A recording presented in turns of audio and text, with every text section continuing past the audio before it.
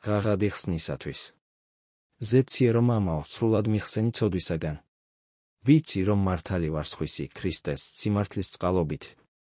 თუმცა ველტვი იმას, რომ შენ დაგემსგავსო და ძლიერ მწადია ეს.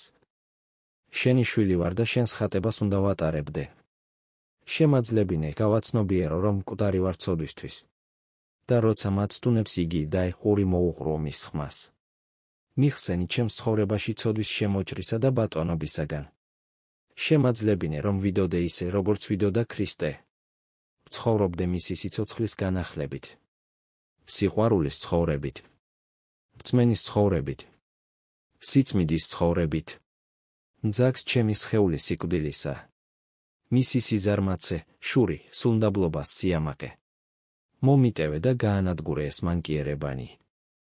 შემიწყალე ჩემს ურწმუნოებაში. მოიღე მოწყალება ჩემი გარყვნილი და გზააბნეული გულის მიმართ.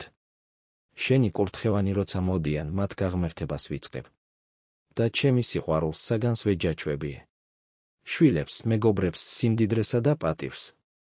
განწმინდე ამ სულიერი მრუშობისგან და მომანიჭე უმანკოება. განწმინდე გული ჩემი, რათა მასში მხოლოდ შენთვის დარჩეს ადგილი.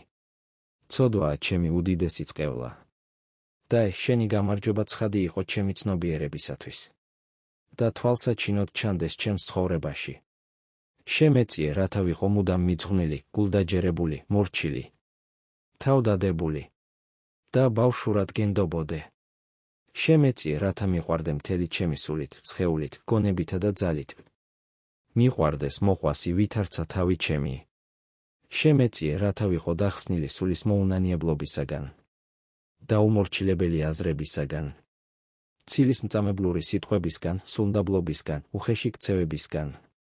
რათა ლაგამი ამოვდო ენას ჩემსა და ვუდარაჯო ჩემს ბაგეთა კარს. ყოველდღიურად ამავსე შენი მადლით. რათა ჩემი ცხოვრება იყოს წყარო ტკბილი წყლისა.